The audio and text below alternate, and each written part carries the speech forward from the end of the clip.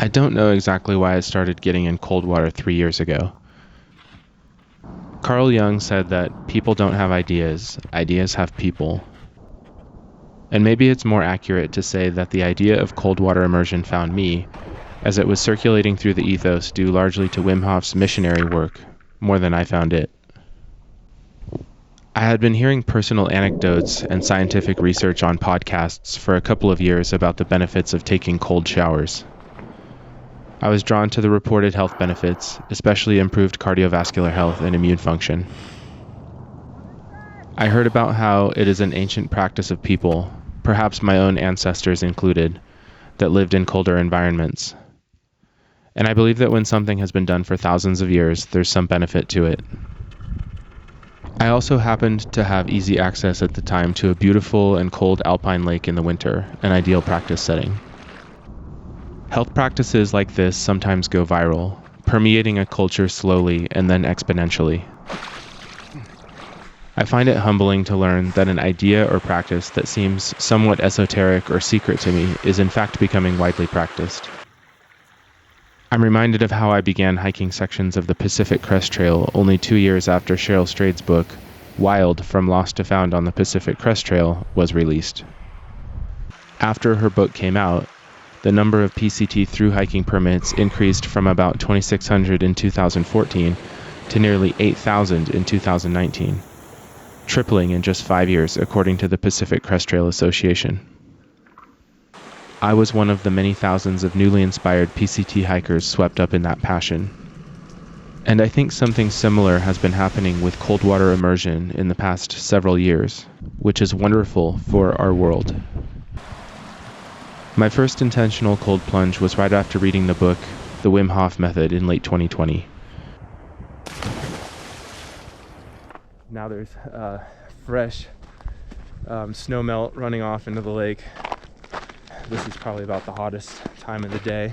I'm gonna go jog a couple of kilometers, get warmed up, and then strip down to my shorts and try to stay in the lake.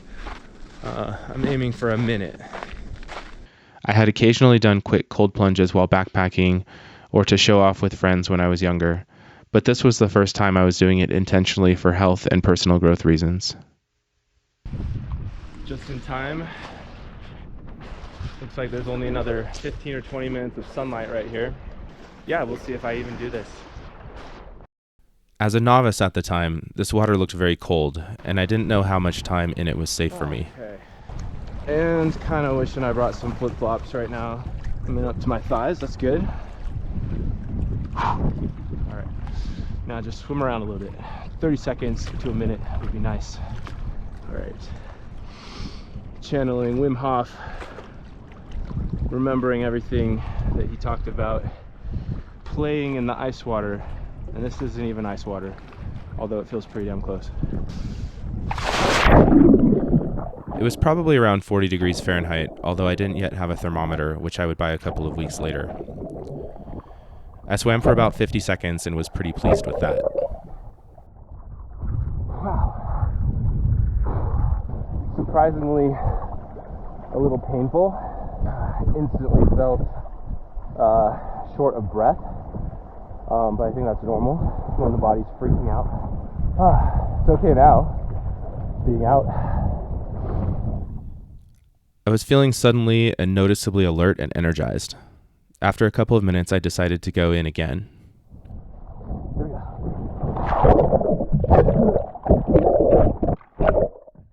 About 30 seconds later, I was shivering and ready to be done for the day, feeling a sense of accomplishment.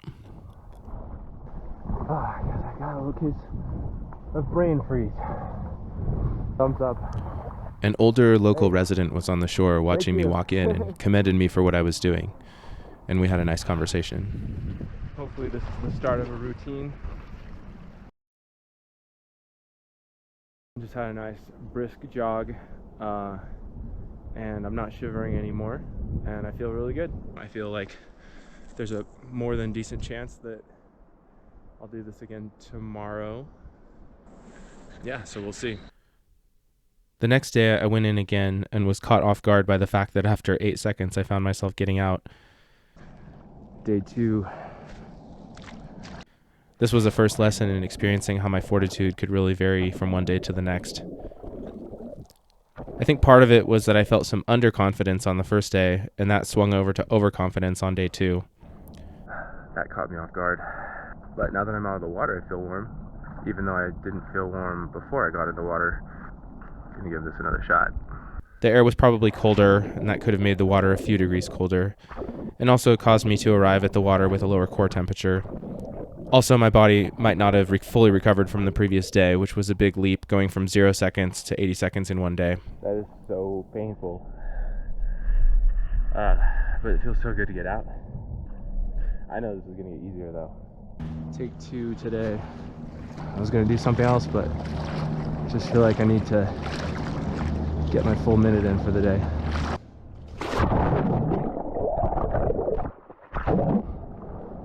No words.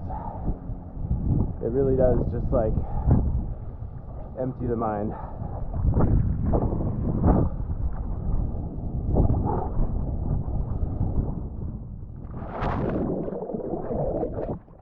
It's about sunset, and it snowed a little bit last night. This actually looks like a good spot.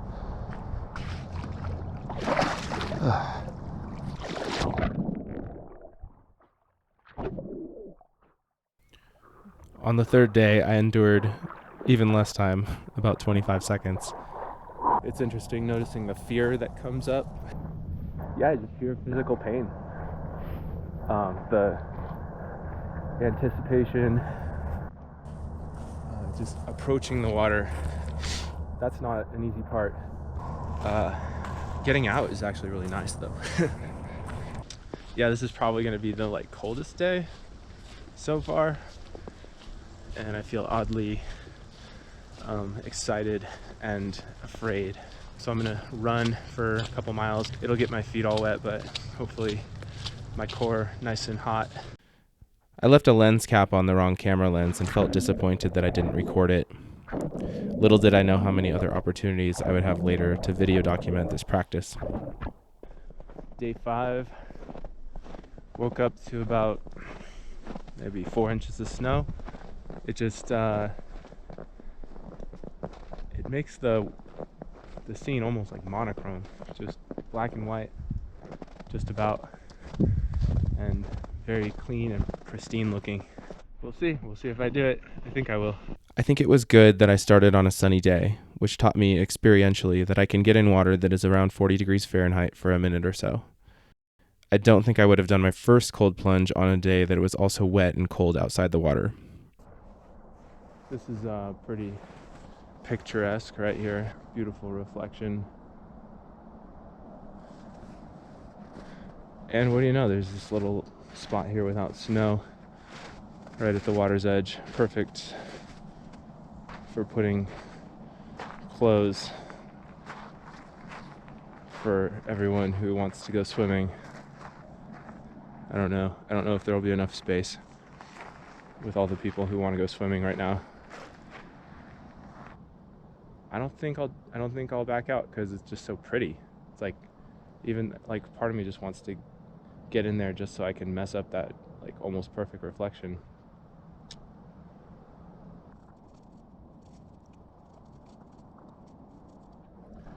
All right.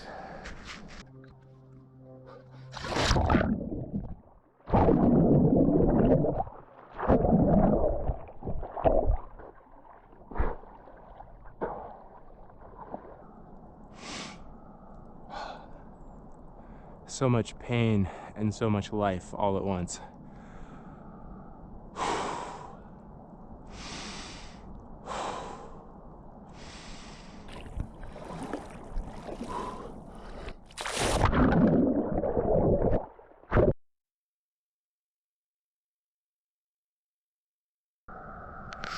I feel better mentally. I feel very sharp now, very awake. All right. At least it's not snowing.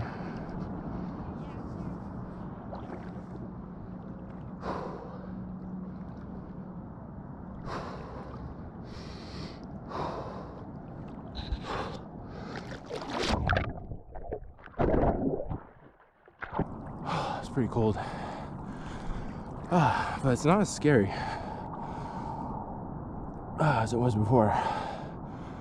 So that's progress. I can feel my legs kind of aching, but then above that, my body feels like nice and warm and kind of alive and just like glad to not be in the water.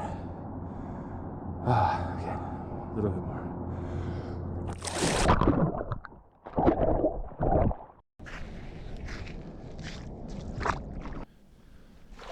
Since I've been doing this over the past 3 winters, it's become clear that some days I have some mysterious energy for getting in the water longer, sometimes multiple times. I'm thinking about going again today. Right now I feel pretty good. The only part of me that's really cold is my fingertips. And I just want to see what it would feel like to do this more than once in a day. One day, 45 seconds can feel very challenging, and the next day I could do twice that time or more. The water has been an avenue for developing a cooperative relationship with my body's energy, neither letting it totally rule my decisions about how hard I'll try, nor denying its input.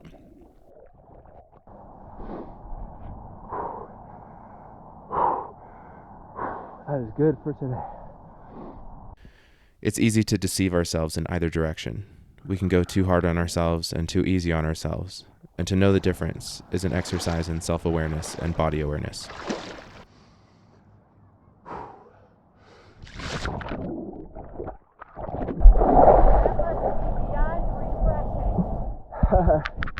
Yes,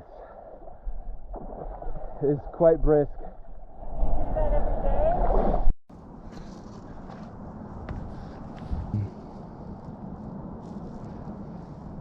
43.5. Hello. I think my motivation level is not that high today compared to yesterday. Every time I do this, even if it's just for a little bit, I get kind of a zing of energy. And so it's always worth it in the end. And I'm not finding it as stressful doing it anymore. After several days, I was noticing that I was having fewer and fewer things to say to the camera about my new practice while I recorded myself doing it. I would talk about the initial fear, the shock, the adaptive response, the point at which getting out felt right, the warm and energized feeling afterward, followed by the shivers for a brief time while I jogged to warm back up. Even though the thoughts were almost the same each time I went in, each plunge felt memorably different. For one thing, there were so many variables at play in the theater of nature. The clouds, the waves, the wind, the colors. And each plunge built on the growing pool of skill and confidence from all the previous ones. Physically and emotionally, each day was a unique dive into discomfort for a brief time so that the rest of my day would be noticeably better, and to find out what lied beyond the other side of that surface.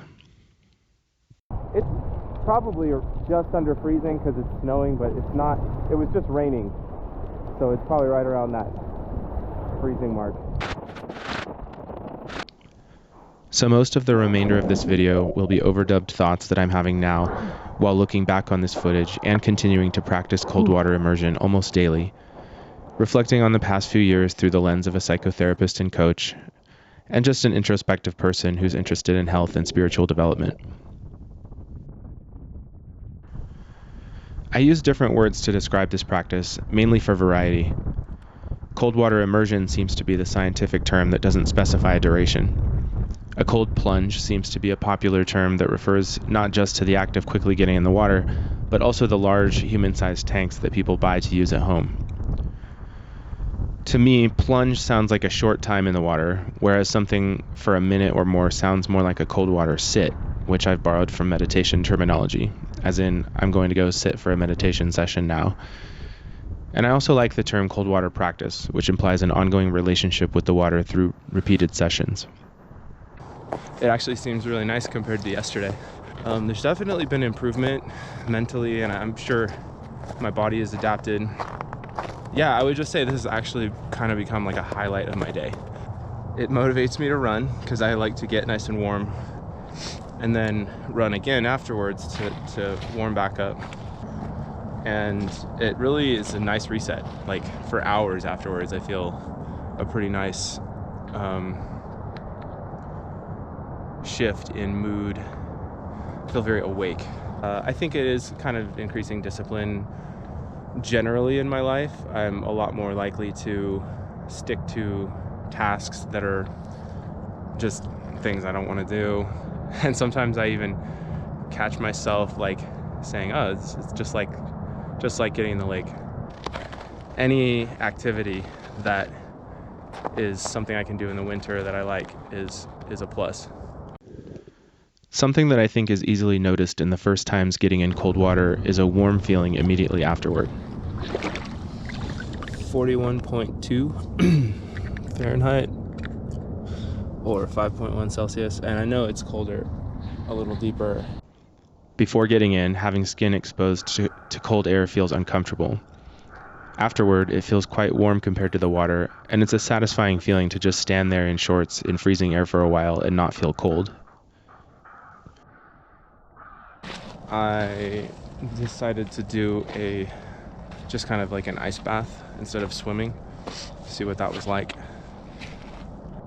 wasn't really hard, but towards the end, like the last 30 seconds, I felt this crazy like vibration starting all over my arms and started to move into my torso, like from the fingertips, like working its way inward. And I was like, okay, I don't know what that is, so I'm gonna get out. And which I would recommend always listening to your body.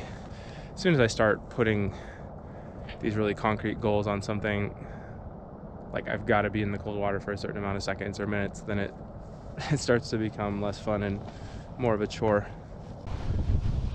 The pendulum swing from intense cold shock to feeling warm is due to the body's fast, adaptive response to lock in heat and prevent it from escaping into the water, to preserve it for the body, especially for vital organs. One of the ways it does this is by constricting blood vessels and capillaries. I imagine this is the way that the water gives our cardiovascular system a workout to keep it healthy, although I'm not sure. The warm feeling after getting out of the water is the result of the body setting the blood flow level for freezing water, not for freezing air, which has 25 times less thermal conductivity than that of water. I think that means that we lose heat through our skin in water about 25 times faster than we lose heat through contact with the air of the same temperature.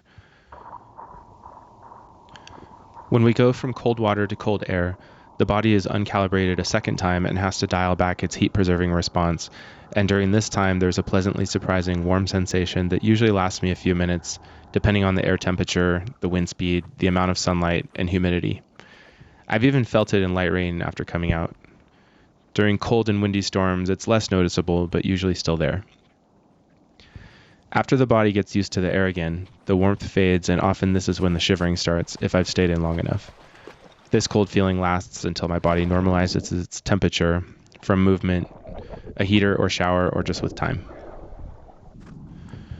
The experience of cold water immersion reminds me of the Buddhist metaphor of the elephant, the emotional part of us, and the elephant rider, the rational part of us. The emotional elephant is like an animal that doesn't think too much and gets easily scared and excited. The rider is passionless and uses analysis to make sound decisions, but has no emotional juice or power to implement them. This emotion-reason-mind split has also been efficiently called System 1 and System 2 by the Nobel Prize-winning economist and decision researcher Daniel Kahneman. A well-integrated elephant and rider duo is crucial for success in life. If we were to only listen to the elephant, we'd be too animalistic and avoid anything hard and addictively indulge in all manner of hedonistic poor choices. But if we only paid attention to the rider, we'd be in a constant state of paralysis by analysis, having plenty of lists but little action, zest, or pleasure. When the elephant and rider are in a power struggle, neither are happy with the psychological friction in which opportunities are missed and pitfalls are not, due to an untrained elephant and a passive or an authoritarian rider. I honestly haven't looked at the time I've been staying in for a while. I'm trying to just enjoy this more.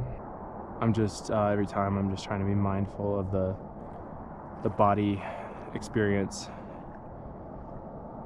There's like a whole cascade of different stages. Like there's that initial shock and you're still warm on the inside, but kind of like burning on the skin, and then the cold starts to seep in and the skin kind of like stays the same or maybe even numbs up a little bit,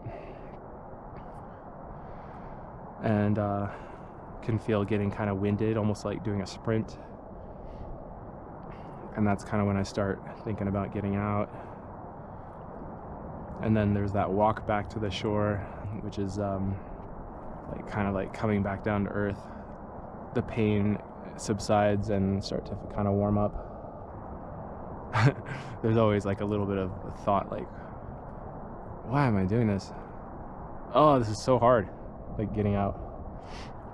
But I've noticed when I run back after this, I run so much faster. I just feel like so much more awake, and like there's a lot more energy in my body. Sometimes my run over here, it feels a little bit like running through molasses.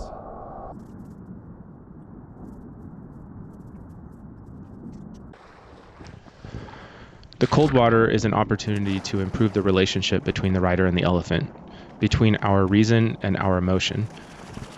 No normal elephant would ever get the idea of doing something so temporarily painful, and no rider would ever have the motivation to make the idea reality. When I read the Wim Hof method and saw videos online of Wim Hof and others demonstrating and talking about the psychological and physical vitality that cold water exposure could provide, my elephant got excited, and my rider became logically convinced of the merits. Wim says that cold water exposure quickly becomes addicting because of the great feeling we get afterward. That compounds the elephant's developing excitement. Being an animal, it will get scared each time when the rider asks it to get back into the pain of the cold water, but with each subsequent time, it will have some of its own motivation from the anticipation of the endorphin and dopamine cocktail that the body enjoys afterward as a payoff. Meanwhile, the rider will stoically continue to steer the elephant's reins on course for an intense couple of minutes. I sometimes think of this metaphor when I observe two seemingly distinct parts of myself debating before and during a cold plunge, having a dialogue with each other. Elephant: I don't like this. It feels like 1,000 needles on my skin. Let's get out. Rider: It's okay. This is good for us, remember? After the needles comes the nice warmth and tingles and energy. Elephant: Okay, is that enough yet? Rider: We can go more. It's only been 45 seconds. We often go 2 minutes. Let's try for at least 90 seconds today. Elephant: It hurts though. Let's get out. Rider: The pain means we haven't even really tapped into our adaptive response yet. Until we feel kind of numb, we're just getting started in this workout. We're not in any danger. It's just uncomfortable. And sometimes, the elephant says, Not today. I'm out of here. It's not always the rider that decides to cold plunge, but I'd say that the rider is more influential at first for someone who hasn't started the practice yet. The rider tells the elephant about some podcast or maybe has read the Wim Hof method and decides they should give it a try. But after the practice is underway, sometimes it's the emotional elephant that decides to get into the cold water. It remembers the endorphins and dopamine rush, the clear mind, the energy boost, and the inner calmness that happens after a solid plunge, and it gets excited to have those feelings again, and that becomes motivation to go through the discomfort to get there. The cold plunge becomes a healthy habit, maintained through passion. In dialectical behavior therapy, there's a concept called wise mind. Wise mind is when our rational mind and our emotional mind are well integrated. They communicate with each other and make decisions jointly, utilizing the strengths of each. In the rider-elephant metaphor, wisdom is the two of them moving along together in harmony, integrating both emotional passion and conscious direction. 2.6 Celsius. I think that cold water immersion improves the communication between the emotional elephant and the rational rider. And it makes sense to me that the resulting increased cooperation between our rational and emotional parts creates generalized wisdom, increasing our discipline, determination, and ability to make wiser decisions across contexts and situations.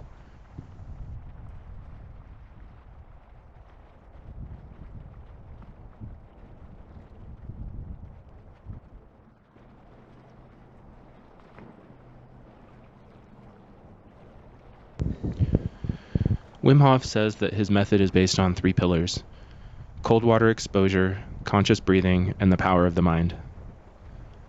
I find it simpler to think of 2 practices, cold water and conscious breathing, both of which involve the power of the mind. As Wim says, conscious breathing has been done for thousands of years in many places, ways, times, and cultures. So it's not new. I think his practices are great, but of course they are just one modern way. He has some free online breathing exercises that involve some rather intense, deep and rapid inhales and exhales for 30 repetitions, followed by breath holds, started on the exhale when the lungs are empty, that range from 30 to 90 seconds. For a while I was practicing these daily on their own, and I don't really have a good reason for stopping, because I do believe them to be beneficial. I still do them from time to time. I do find them challenging, especially the breath holds for 90 seconds after a full exhale. 30 seconds is usually fairly easy for me, but around 60 seconds I can feel some natural anxiety and discomfort, and 90 seconds takes some effort and practice. It took doing the practice for a week or so before I could do the full 90-second breath hold, and it never became easy for me to do. For a while I was practicing these daily on their own, and I don't really have a good reason for stopping because I do believe them to be beneficial. I still do them sometimes and never regret it. I find them challenging, especially the breath holds for 90 seconds after a full exhale. A 30-second breath hold is fairly easy for me, but at around 60 seconds I can feel some natural anxiety and discomfort, and 90 seconds takes some effort and practice. It took doing it for a week or so before I could do the full 90-second breath hold, and that never became easy to me. When I put a good effort into the practice, I often feel some pretty strong vibrating and tingling sensations in my arms and sometimes my chest and head and legs. I don't know what the exact physiology behind those sensations are. I only know they feel good and help me feel very present and aware of my body. The breathing and cold water both take significant effort, attention, and energy to complete because they require that we do the opposite of what feels natural, safe, and easeful. It takes effort to override the automatic impulses to stay away from or immediately get out of very cold water. And it takes effort to override the instinct to breathe normally and moderately when laying down. Breathing faster and deeper, as well as holding the breath for a long time, are both uncomfortable and require a willingness to turn toward and embrace discomfort voluntarily, as does the cold water. Describing his first experiments in cold water immersion when he was 17, Wim said that the cold water makes you breathe more deeply and consciously. In my experience, cold water plunges inherently involve a deep breathing practice, whereas breathing practices don't have to involve cold plunges. Wim says that he noticed in his first cold plunges that his body would involuntarily gasp as soon as he would fully submerge. I can attest to this as well. So far, no matter how many times I do this, my body immediately and automatically begins breathing deeply for air for several faster and deeper breaths as my body's various adaptive mechanisms kick in to deal with the sudden environmental shock. After some time, maybe 30 to 60 seconds, my breathing then slows to a sustained pace that is somewhat faster and deeper than normal, perhaps comparable to a moderate cardio workout.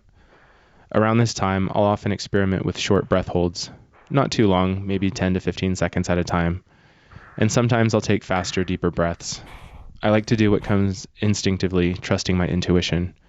I don't know if I would do intuitive breath holds in the water had I never practiced Wim's breathing exercises on their own. But as long as I stay in the water for over a minute, I consider it a success, no matter what happens with my breathing. 2.8 Celsius, 37 Fahrenheit. Often the things that aren't good for us are easy, and the things that are good for us are difficult. Whether it's exercising, choosing healthy food, addressing a relationship problem, getting to work on a tough project, or sticking to good sleep hygiene, the quality of our life highly depends on our ability to do what's hard in the short term in order to have some long-term payoff, such as physical and mental well-being, nourishing connection to others, security, or self-actualization. For example, right now, I'm sitting at a computer to create this cold water essay and video, and for me, it's often hard work to put myself in front of a keyboard and reach into my mind to pull out these thoughts. But I do it because I want the rewards of sharing this story with you, as well as improving my communication and cultivating my creativity. Like creating art, a strenuous workout, a first date, planning a vacation, or anything else that involves discomfort followed by a sense of fulfillment, Cold water immersion could be classified as what's sometimes called type 2 fun, which is defined as not fun to do but fun to talk about later. It's probably my favorite type of fun, which some might not even want to call fun. It's not really fun to do if fun means pleasant, but it is fun in that it's adventurous. Every cold plunge is a small and emotional hero's journey, involving a call to action, a test of follow-through, a deeper connection with our own inner guide, an ordeal stage of pain, a treasure of a better mood and a step toward better health, and a return to ordinary life with a few more drops of the magical elixir, increased wisdom and discipline to share with ourselves and others from that moment forward. Adventures like that aren't always pleasant or fun to do, but they are fun to reflect on later because they create the richness of life and our story to tell. Every time we respond to calls to action to climb discomfort walls, be they large or small, we become better discomfort wall climbers, which expands our freedom and our reach into the world. Doing one kind of difficult thing translates over into doing other kinds of difficult things. The specifics of the adventure change, but the common thread among them is the willingness to respond to the call by stepping across the threshold into our discomfort zone. Warning, extremely cold water. Most things in life worth having are earned while we inhabit that zone. The cold water gives us a powerful way to increase our willingness to enter and remain in that zone, where most of the inner and outer treasures are found. Okay. It's not hard.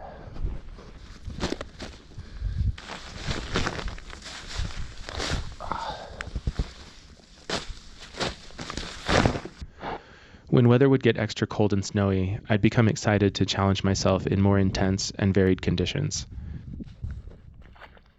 I can't even see the ground right now.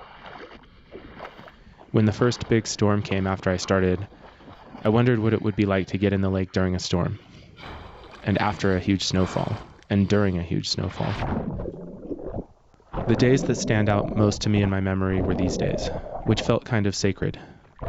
Not many people ventured out during snowstorms, so there was solitude, and falling snow creates a sense of pristine and wondrous desolation and simplicity. There was a day when the wind was howling fiercely and I went in around dusk. There was a day when my thermometer took the water temperature of the snowflake catching water at 1 degree Celsius. There was a time when the lake was covered in a 6-inch layer of slush from a big snow dump the day before. And later there were many days of swimming and sitting near, under, and in the middle of thick ice that the slush turned into. The water temperature didn't change as much as I might have expected. If the average was 39 Fahrenheit, it might drop to 35 or so in a storm. But it was a big emotional difference between going in sunshine compared to going in during a storm. Other days were awe-inspiring due to their beauty. I remember the first day I went out after a snowfall and the wind was flat, making a perfectly pure reflection on the lake. Sometimes there would be a spectacular sunset that inspired bold equanimity. Some mornings there'd be a beautiful mist evaporating off the water in the early sunlight. And other days, the powerful sun in a warm and cloudless sky on a calm day would shine brilliantly on thick white quartz-colored ice all around me. Novelty was another inspiration variable. Going to a new spot around the lake, I'd notice more alertness and motivation to do something less routine. When I switched from swimming to sitting, I noticed a new skill set was needed to pay attention to the sensations at a more refined level. Then when I swam again, I noticed the challenge of my head getting under the cold water. One day I swam out to a big rock and climbed on top and then jumped off, and that became my new challenge, since it took an uncomfortable amount of time. I saw the rock again in a snowstorm. Could I do it in a snowstorm? Why not? What if I did a cold plunge in the dark underneath the stars? What would that be like? What would it be like swimming underneath the ice? The energy from the excitement from storms, beauty, and novelty would find its way into the cold plunge. I was exploring, not just doing repetitions.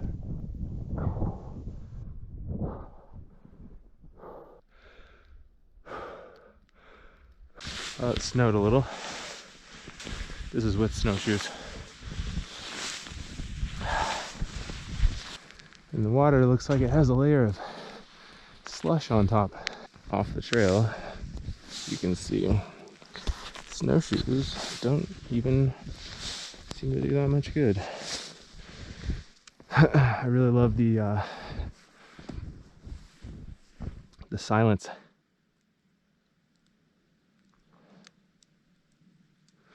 I don't even hear the road. The ski tracks ended. Seriously, up to my waist here. Working out some different muscles today. I feel like Luke Skywalker on Hoth.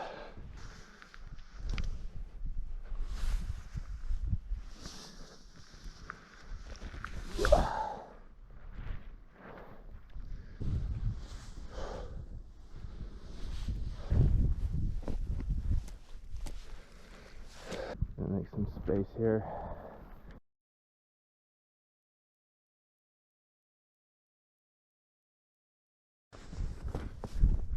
Not gonna lie, I'm a little scared. It's just the ice cover here, or the slush cover, throwing me off a bit.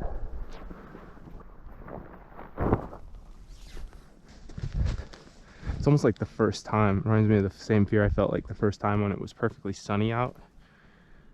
It's just different.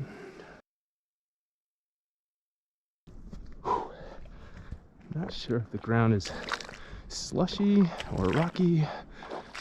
Yeah, it's slushy.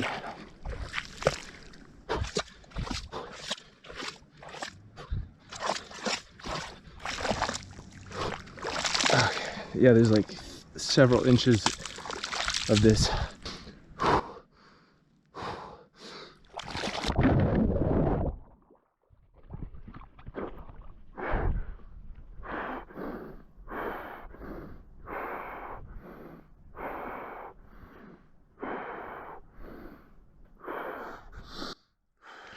On warm and sunny days, it wasn't too much of a problem to strip down from jackets and snow pants to shorts. But when the cold wind was blowing dark and sun-blocking clouds, and it was snowing or raining, I noticed that the discipline hurdles started as soon as I set down my backpack. The elephant was digging in its heels, saying, "Nah, let's just not today." My logical writer would offer my elephant the reframe that the cold practice began from the moment that I removed the first layer of clothing. Feeling the cold air on our skin before the plunge is part of the cold therapy, it told the elephant. I would also remind myself that the air always felt warm after getting out of the water, so it was expected that it would also feel cold after getting out of 3 coats and a vest. And I would also reframe the cold air exposure as a transition stage warm-up, or perhaps a cool-down, to make the journey from warm to cold a bit more gradual. When I walk or run to the water, I generally have a warm core temperature, which makes it easier to get out of winter clothes. I would usually overdress on purpose to work up a nice sweat and build up internal heat to get myself from the shoreline to a deep enough spot. The decisive moment was always removing my clothes. I can't think of a single time that I didn't get in the water after I had already made the effort to get undressed. Just a little bit more. I can do it.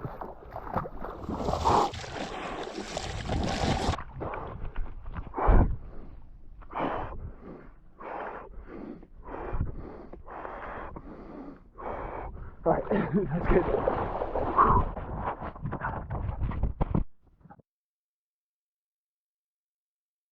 Well, I feel pretty good.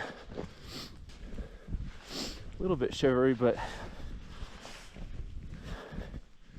not really any worse than normal.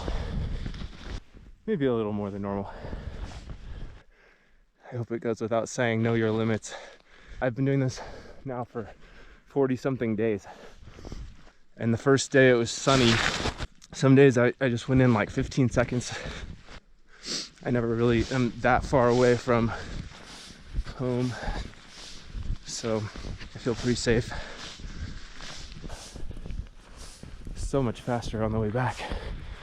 Just one pass with the snowshoes makes the second one 3 times easier. Nah, 5 times easier.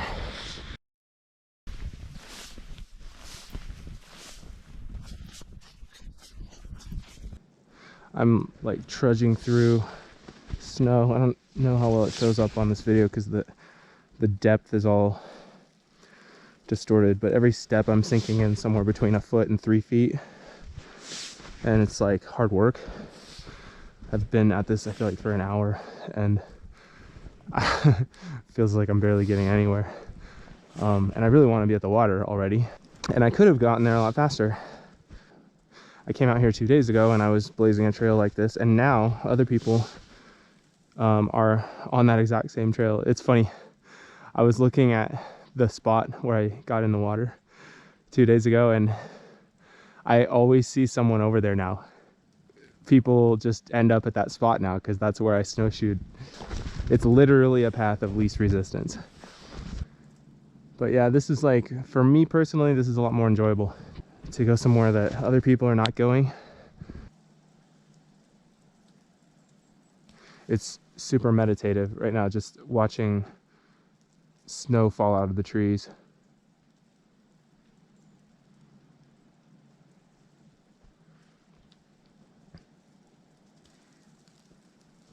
It's so cool. It's just like constantly falling.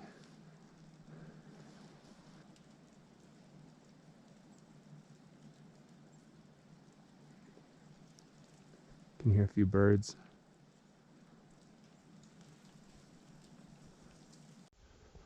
Something I find pretty unique about cold water immersion is how rapidly it creates an intense and significant change in my mental and emotional state.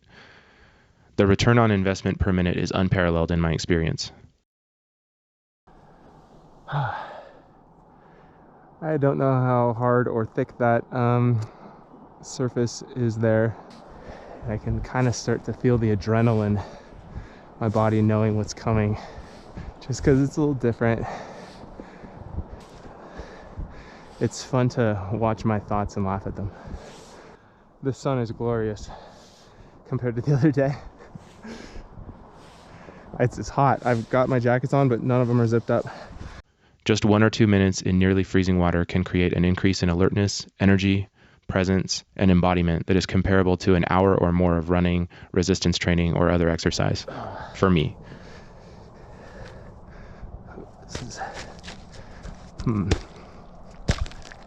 It is hard.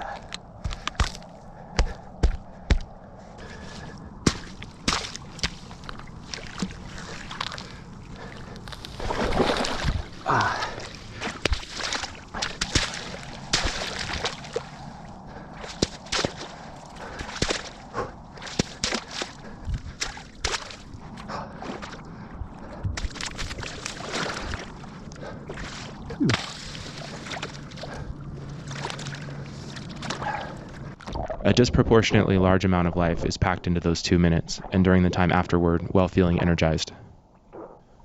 The return to normality initially reminded me of the first time I took a Bikram yoga class, 90 minutes of yoga in a room with very high heat and humidity.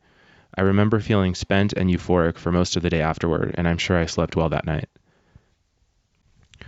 I can feel tired from cold water practice even if I didn't do much else physical that day. I think that substantial physiological processes occur during the therapeutic stress of the plunge, and the body has significant work to do afterward. Wim Hof talks about the cardiovascular system getting into shape and how our capillaries would circle around the earth a couple of times if they were laid end to end. If blood vessels are anything like muscle tissue, it would take a lot of energy to repair them after we therapeutically stress them. Who knows what other kinds of body tissues need attending at a cellular level after cold water immersion. A lot of metabolic energy in the form of heat is lost after being in freezing water. After some hard plunges, I've stood in warm showers for 10 minutes before my body actually stopped shivering. It must take a lot of chemical processes to convert our cellular energy stores into heat, to maintain our homeostatic temperature, and then replenish the stored energy from food we eat for the next time. I definitely notice an increase in appetite fairly soon after the practice too. I'm not sure, but it does seem to me that it takes more than one 24-hour period to fully recover from a big effort cold plunge.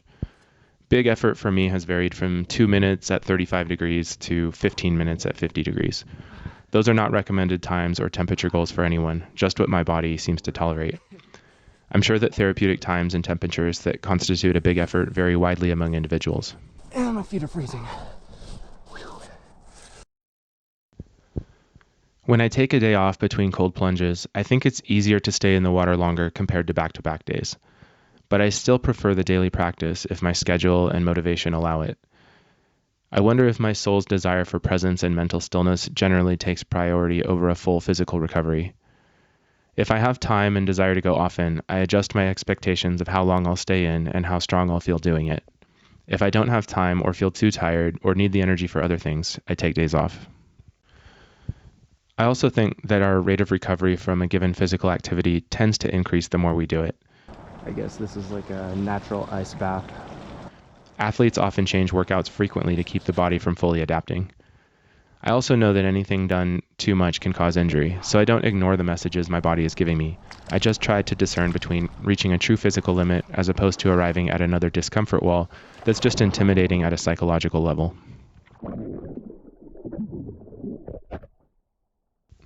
I noticed early on that hard cold plunges during the day preceded a later reward of sleep that was better than usual. It sometimes feels comparable to the level of sleep improvement that I might enjoy after a long endurance workout. I find it remarkable that this can happen with just a couple of minutes of exposure. I'm not an expert on the physiology behind the better sleep, but I would guess that the body has important restorative work to do, replenishing energy and adaptively strengthening tissue. I think it's very possible that cold water immersion can improve sleep also by reducing insomnia, making it easier to achieve sleep after the activities of the day are finished and we lie down. A lot of times insomnia is driven by an active mind that's an unconscious distraction from uneasy feelings in the body. The mind doesn't turn off because that means facing and leaning into those unpleasant, restless sensations. The cold water teaches us to tolerate a difficult physical state, which teaches us the general ability to be with and surrender to other, more subtle difficult states, including emotional ones. One technique for dealing with insomnia is to go toward the restless body sensations and remember that they're probably easier to be with than the sensations in cold water. When those feelings are leaned into and surrendered to without resistance, they tend to subside sooner or later. So I think that the combination of a quieter mind that's more willing to power down and allow attention to move toward the emotional residue of the day, and a body that needs rest for recovery are two reasons that cold water immersion can really improve sleep. I've used a Garmin watch that takes some rudimentary sleep data based on my heart rate variability and movement during the night. While my REM sleep is quite good, according to the watch, my deep sleep was definitely lacking, often averaging only 15 to 20 minutes per night. I don't actually know how accurate the watch is in these measurements, but when I'm solidly practicing cold water immersion, I get about double the deep sleep than before, according to the watch. On top of the data, I've noticed that I wake up less often during the night and also wake up earlier in the morning without an alarm and with less grogginess.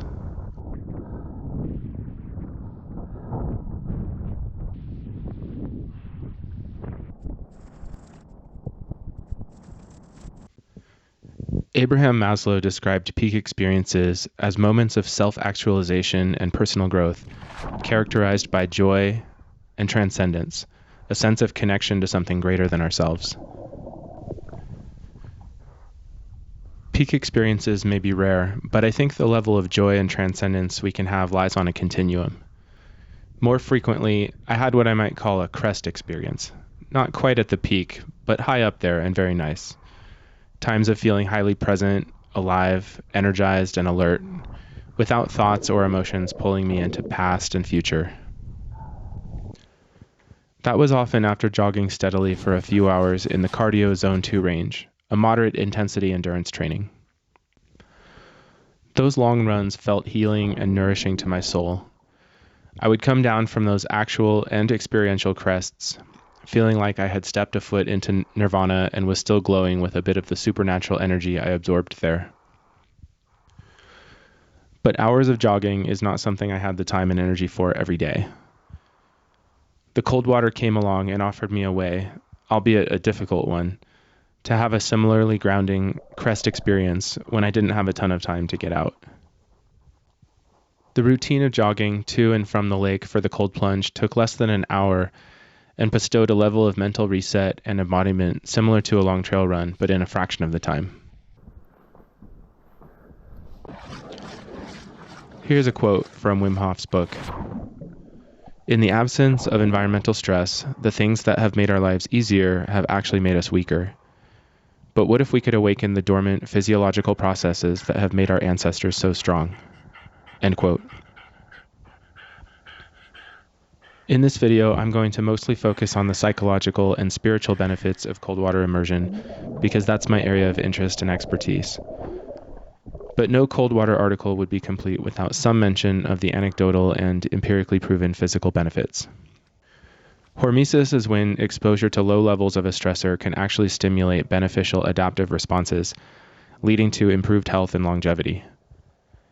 In other words, we can actually be deficient in a given stressor by having too little of it. Too much stress results in damage or toxicity. There's a therapeutic range of a given stressor that is just right, in between too little and too much.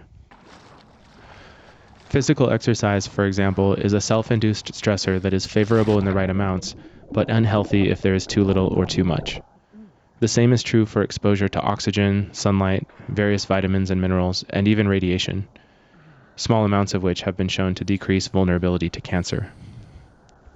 Hormesis refers to the same concept as other terms, such as the region of homeostasis, therapeutic range, and eustress. It is the biological Goldilocks principle, which says that the just right amount of a stressor is healthy. Most of the time, people aren't thinking that they are experiencing a cold deficiency, but that appears to be the case if we observe that cold water exposure in hormetic amounts makes people stronger, which it certainly seems to. What the just right amount of cold water is for each person depends largely on how adapted they are to cold water through practice, as well as the overall condition of their health. Just like with physical exercise, we vary with regards to our therapeutic range, but for all of us at any given time, there is some amount below which our health suffers and some amount above which our health suffers. Two benefits in particular stood out to me as motivators to get started: improved cardiovascular health and stronger immunity. I started the practice in late 2020, when COVID-19 fears were still high and keeping a strong immune system was a popular topic. Wim Hof mentions that a byproduct of regular cold water practice is not getting sick. One chapter of his book is called "A Cold Shower a Day Keeps the Doctor Away." I actually did have a 3-year streak of not getting sick with a cold, flu, COVID, or any respiratory or sinus infection. A streak that ended just a few months ago when my girlfriend came back from a trip to Colombia and brought back a microbial guest who visited us both for a while. Before 2020, I was used to getting some cold or flu once or twice per year. I did change several other things since then besides starting a cold water immersion practice, including moving back to the mountains, running and exercising more, and generally reducing stress. So I can't say for sure it was the cold water immersion that made the difference. But fortunately, we have some empirical research now, so we don't have to depend on anecdotes alone.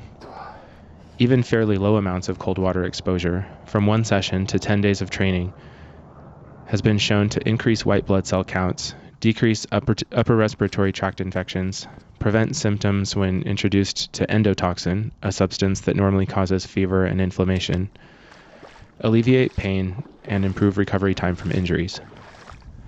I won't go into depth on the lab research that's done because I frankly like to get a summary to convince me of the decision to invest the energy into a practice, and then rely on the laboratory of my own firsthand experience and the data I feel experientially from my own body. But I have found it motivating to hear about the unequivocal benefits of cold water immersion from sources like the Huberman Lab podcast or the book The Wim Hof Method. Exposure to cold water has also been shown to improve circulation and increase blood flow throughout the body. As Wim points out, cardiovascular disease is the #1 cause of death in developed countries, and cold water immersion can do wonders for healing a damaged and out-of-shape cardiovascular system. I think of our cardiovascular system as one way that energy flows around the body through the blood. If the flow is constricted and our hearts have to work overtime, we'll feel more tired and unhealthy. Our brains won't work as well, and that'll affect our emotions and our moods, which increases stress and hurts our health in a vicious cycle. All the bodily systems are related. This means we can also leverage healthy practices to create a virtuous cycle. Cold water exposure causes balancing of our hormones and increases in endorphins and dopamine, which causes improvements in mood, energy, and motivation. Those in turn lead us to engage in healthier, more productive, and wiser actions, which improve our life situations and the way we feel about ourselves and our relationships. This reduces stress and anxiety, which further improves the functioning of our body's crucial rest and digest parasympathetic systems that create long-term health and prevent chronic disease. It reduces our autonomic stress reactivity, which is the involuntary increase in functions like heart rate and blood pressure in response to a stressor, and which is usually turned up too high for most of us living in modern society. Cold water immersion has been shown to aid in cellular autophagy, the process of replacing old senescent cells with new ones, which gives us more energy as a result of having newer cells with stronger mitochondria. This improves our cognitive function, alertness, and physical capacities. Cold water immersion increases metabolic activity, which leads to a healthier metabolic system which underlies good health in general. It's been tested and used by people with injuries or who are older, for whom it's difficult to exercise safely, as a way of keeping their bodily systems strong and reducing chronic inflammation. It's also been shown to decrease cellular markers of aging.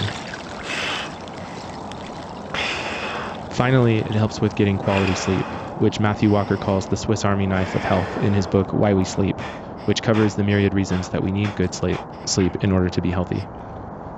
Did that list motivate you? It motivates me when I hear it.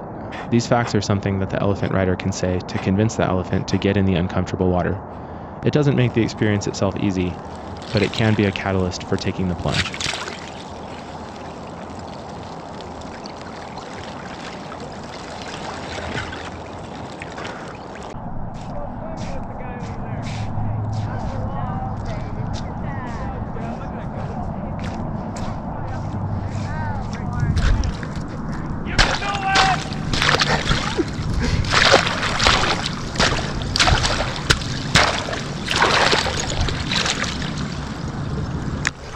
Most days that I went out, I didn't have an audience that I was aware of.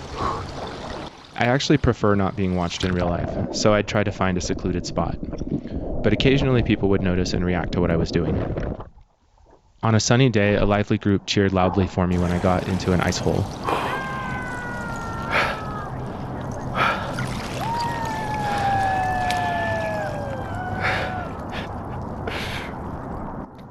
On my first day, I got a thumbs up sign and applause from someone watching.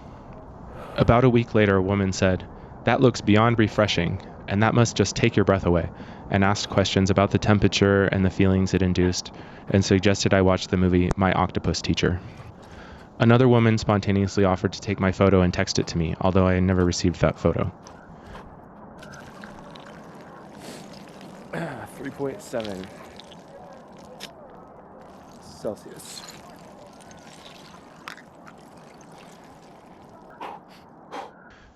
A man who walks his dog often in the same spot talked to me about the practice and watched me do the entire plunge, and I stayed in for 5 minutes with the help of his audience. I found it interesting to ask why people express admiration and interest when they see someone getting in cold water. We don't feel inspired when we see people doing painful things that have no benefit, nor do we feel admiration when we see people doing pleasant things that are beneficial but don't require effort. But somehow it seems that many people can intuit and recognize a practice of spiritual purification when they see it, even if they haven't yet tried it. Do we all have some inherent neurological circuit that has both a fear of and a yearning for cold water? It's been shown that primates have an innate biological fear of snakes and other potentially dangerous animals, and an innate draw to smiles and sweet-tasting food. Why couldn't we have innate circuitry that recognizes the fusion of danger and health benefits of cold water, creating a captivation of perceived risk and opportunity? Thank you. Humans seem to simultaneously recoil from the imagined pain of the experience and also yearn for whatever might be on the other side of it. As the one who said to me, "Do we have an instinct that certain types of pain may be beneficial to the body or spirit and somehow know deep down what they are?" I didn't know what would happen if I walked with a heavy backpack over mountains in nature on the Pacific Crest Trail with minimal possessions for 10 hours a day for 60 days straight, but I sensed somehow there was spiritual treasure there. And it took hearing about the experiences of others, notably Cheryl Strayed, that gave me the nudge to take some day walks at PCT trailheads to get a taste of the buffet of nomadic trail walking, which led to an eventual through hike. I like to hope that the people who saw me do all my public cold plunges, or people who see this video, whether they said anything to me or not, felt a little bit inspired to dip their own toes into some uncomfortable water one day. Or perhaps to try something else, such as an exercise routine or some challenging project that they had been avoiding. I like to think that a few people saw me get into icy and snowy water in bad weather and think, I'm going to finally do blank, referring to something important but hard, whether they consciously connected that to seeing me doing something hard or not. I've questioned whether or not my cold plunges are worth seeing by others. I know there are many people who routinely do far more uncomfortable and challenging practice than this, and there are others who will immediately dismiss it as odd or uninteresting. But I've had enough people react strongly in real life and seeing photos or short clips to know that it makes an impact on lots of people. And I know that I like watching other people strive for excellence and personal growth, or demonstrate some skill that was obviously forged in the furnace of discipline and determination. When we do anything hard and good for us, it attracts attention and inspires. Sometimes the practice itself is admired, and sometimes it's just the results of the practice. Maybe that's another reason that cold water immersion, or any disciplined pursuit, is noble to do and to share.